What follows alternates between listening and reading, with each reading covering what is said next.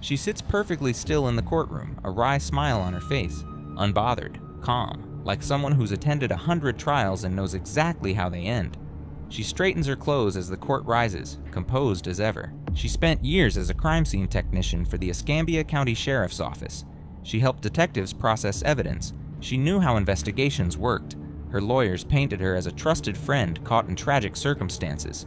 Her friend was unstable, they claimed, going through a bitter divorce, emotionally fragile. She was just trying to help her through a difficult time. They say she's innocent. They found nothing to connect Miss MacArthur to the death. It could have worked. The courtroom believed her, but then prosecutors showed them what she bought the day after her friend vanished. Concrete mix, potting soil, a shovel, and everything changed.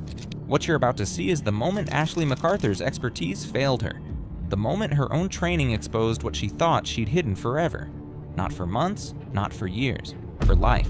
Her victim, Taylor Wright, was only 33 years old when she was shot once in the back of the head. And the proof of what really happened came from 2 feet of dirt on property MacArthur's family owned. This is the chilling case of the crime scene expert who tried to create the perfect burial. Everything you're about to hear comes directly from court documents, police files, and sworn testimony. What unfolded in Pensacola, Florida that September morning shows how friendship can mask betrayal, how money drives murder, and how a woman's professional training became the blueprint for her own conviction.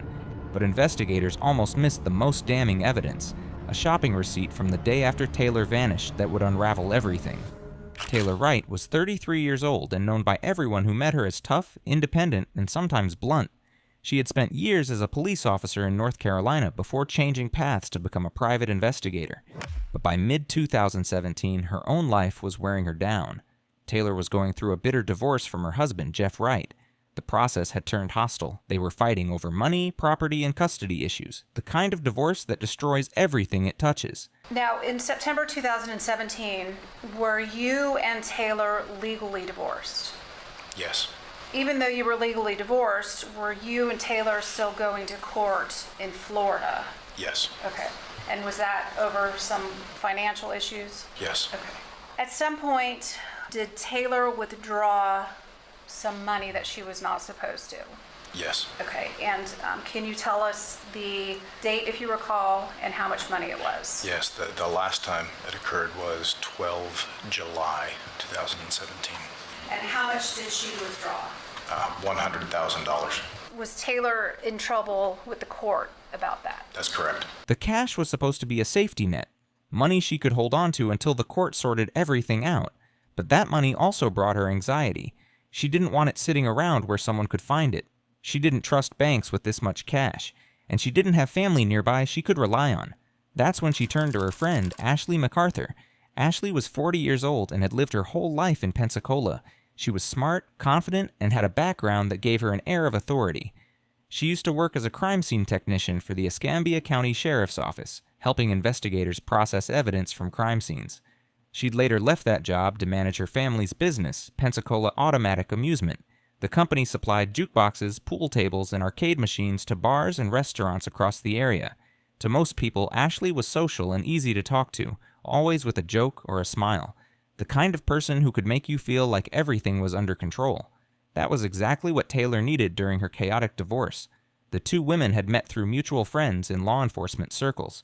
Taylor admired Ashley's confidence and experience. Ashley seemed to genuinely enjoy Taylor's company. They bonded quickly. Both were strong-willed. Both shared similar career paths. It made sense that Taylor trusted her. By early summer 2017, Taylor and her new girlfriend, Cassandra Waller, had moved into a home together in Pensacola. According to Cassandra, Taylor was affectionate and protective. She'd told Cassandra about Ashley and how she had agreed to hold on to $34,000 in cash, part of the money from her marital account, until things with the divorce calmed down. Cassandra said Taylor seemed completely at ease with that decision. Ashley had been in law enforcement, after all. Who better to trust with something that sensitive? For a while, everything seemed fine, but there was something about Ashley's financial situation that Taylor didn't know yet. By late August 2017, something started to shift. Taylor began to sound uneasy whenever Cassandra asked about the money. In text messages later reviewed by investigators, Taylor mentioned asking Ashley about it a few times. She never got a clear answer. Ashley would respond with evasive answers. "I'll take care of it soon. Don't worry about it." The kind of responses that create more questions than they solve. Taylor didn't push too hard at first. She didn't want to seem paranoid, but deep down, something felt off. On August 30th, Cassandra recalled Taylor coming home frustrated. Taylor kept saying she didn't understand why Ashley was avoiding the topic.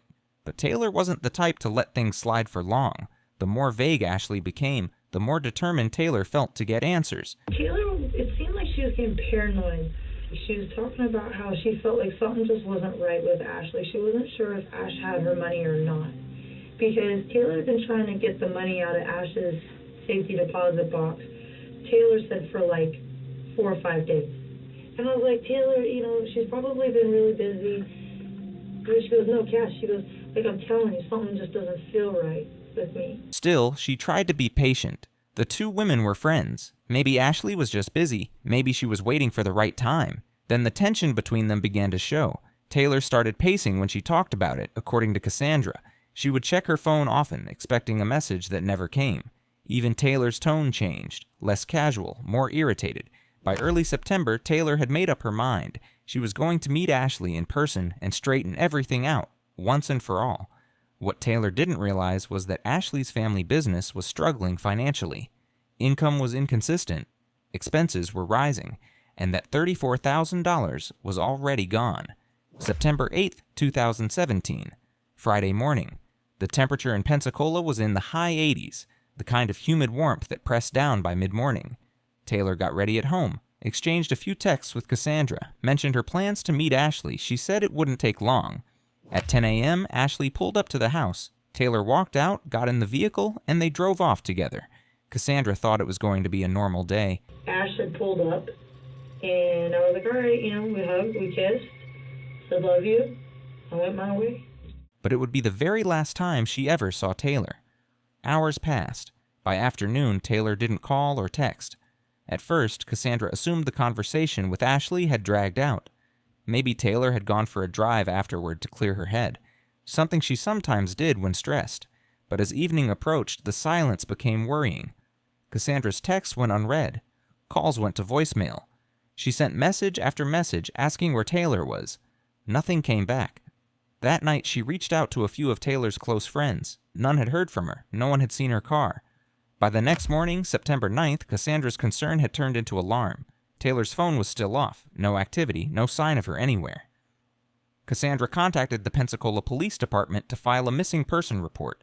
She explained that Taylor had been in the middle of a divorce, that she'd gone to meet her friend Ashley the day before to discuss money.